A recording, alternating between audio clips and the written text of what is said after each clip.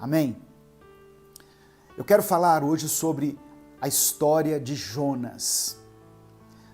Nós nos acostumamos a ouvir essa história, quem frequenta a escola dominical, quem já estudou um pouquinho a Bíblia, certamente já ouviu falar do profeta Jonas, que fugiu dos planos de Deus. Deus mandou ele para uma direção, ele foi para outra e acabou sendo engolido por um grande peixe.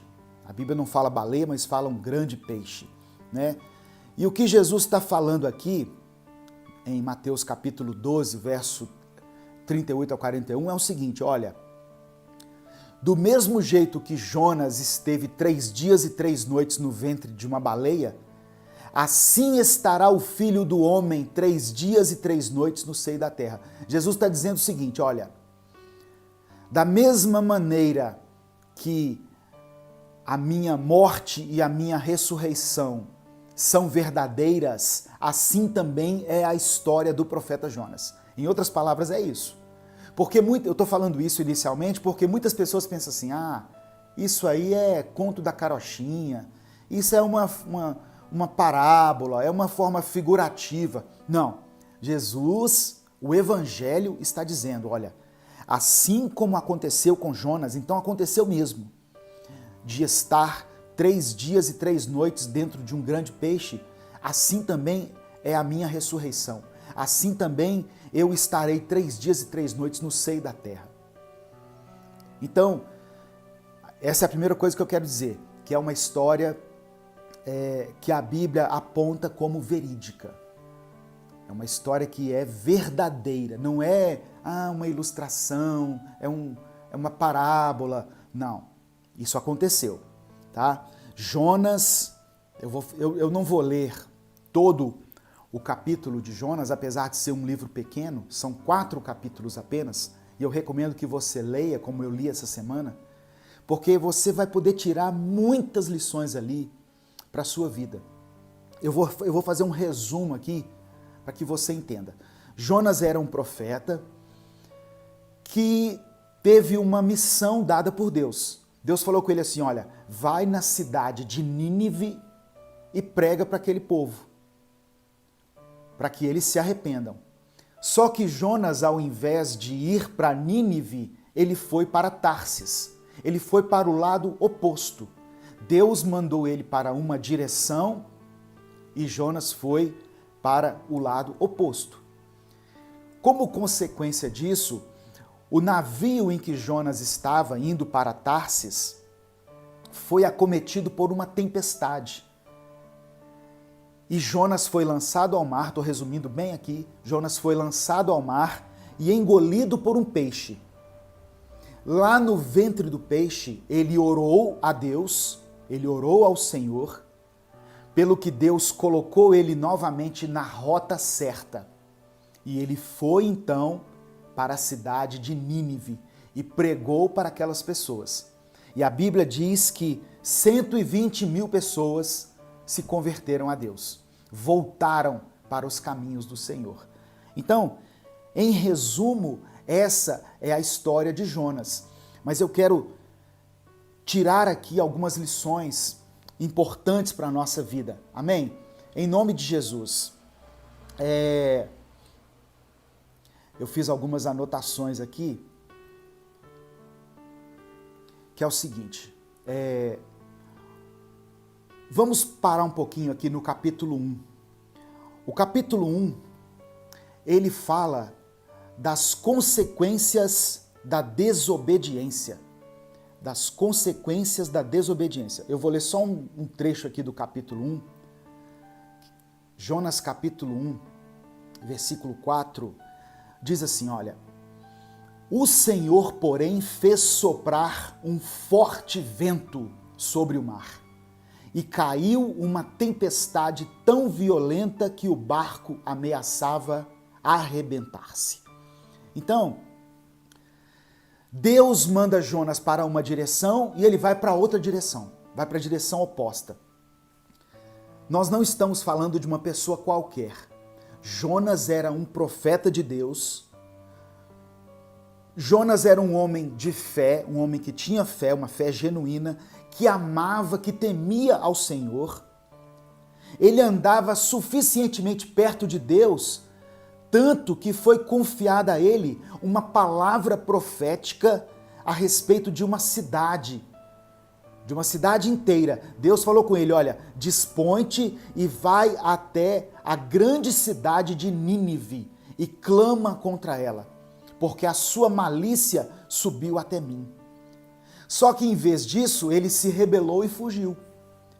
Ele foi para Jope, inicialmente, que é uma cidade marítima, fica a cerca de 55 quilômetros de Jerusalém.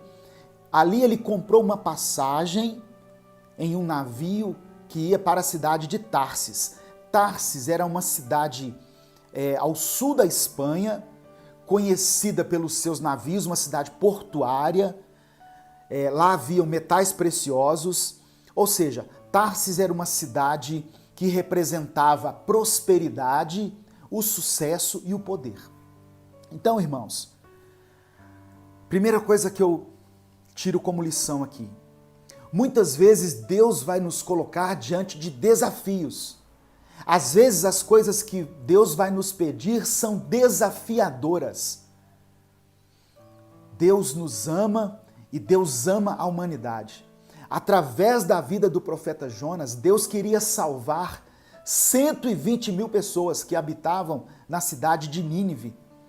Então, enquanto Nínive representa o desafio, a vontade de Deus, Tarsis significa o balneário, férias, o lugar do descanso, da prosperidade, ou seja, o lugar da zona de conforto. Quantas vezes Deus nos fala para ir em uma direção, mesmo que seja a mais difícil, mesmo que seja a mais penosa, e nós escolhemos o caminho oposto. Nós escolhemos permanecer na zona de conforto. Tarsis, o lugar do nosso descanso, o lugar aparentemente melhor, que vai nos trazer prosperidade, que vai nos dar poder, que vai nos dar sucesso. Só que Deus, na sua onipotência, assim como aconteceu com Jonas, Deus vai arrumar uma tempestade, muitas vezes, algum tipo de dificuldade, algum problema, para que nós voltemos para o caminho certo. Você está passando por adversidades, por problemas, por dificuldades? Quem sabe é Deus querendo trazer você de volta para uma rota que Ele havia estabelecido para a sua vida. Já pensou nisso?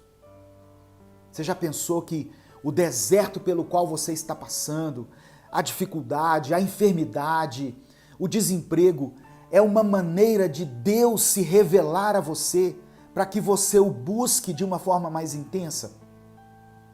Irmãos, quantas pessoas estão hoje na presença do Senhor porque um dia passaram por grandes problemas na sua vida?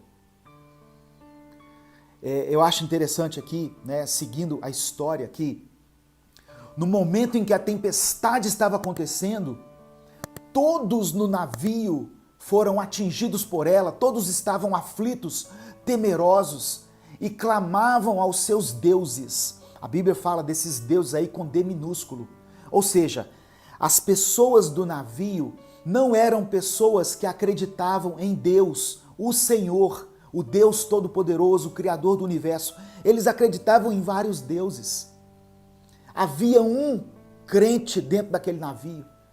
E enquanto todos estavam clamando aos seus deuses, aos seus falsos deuses que não podiam ajudar em nada, o cristão, o crente, o homem temente a Deus, o profeta, estava dormindo. Jonas passou pela tempestade sem orar ao Senhor. Jonas passou por aquele momento difícil, de adversidade, dormindo. Ele não orou a Deus. O capítulo 1, se você ler o capítulo 1 inteiro, eu sugiro que você leia realmente, é um livro muito pequenininho, O capítulo 1 inteiro você não vê Jonas dirigir a voz a Deus. Vê ele fugindo. Ele ouve a voz de Deus, ele recebe um comando, mas ele foge da presença de Deus. Alguns historiadores, alguns teólogos querem argumentar que Jonas queria fugir da cidade de Nínive porque era uma cidade que matava os profetas, mas a Bíblia não dá um respaldo para isso. Fala que ele fugiu da presença do Senhor e foi numa direção oposta à que ele havia determinado. Então, essa é a lição que eu tiro aqui do capítulo 1. Deus, ele sempre vai nos colocar diante de desafios. Mas se é Deus quem está colocando você diante de desafios, aceite o desafio. Se é Deus quem te conduz ao deserto, vá para o deserto. E vá confiante de que Ele vai suprir as suas necessidades. E que Ele tem um propósito maior em tudo que está acontecendo. Amém, meu irmão?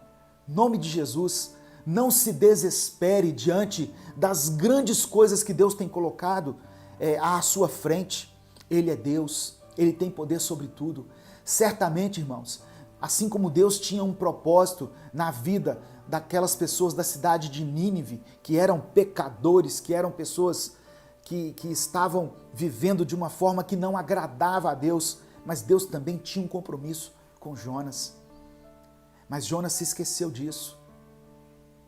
E por causa disso, ele enfrentou uma grande tempestade, até que foi lançado ao mar.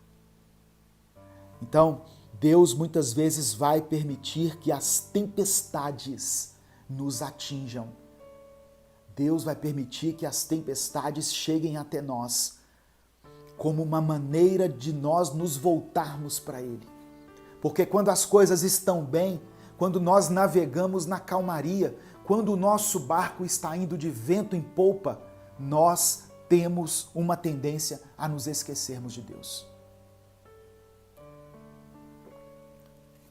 Então fica aqui a primeira palavra para você. Não se esqueça de Deus quando as coisas estiverem bem. No tempo da bonança, no tempo da fartura, no tempo da bênção, continue buscando ao Senhor. Amém? Em nome de Jesus.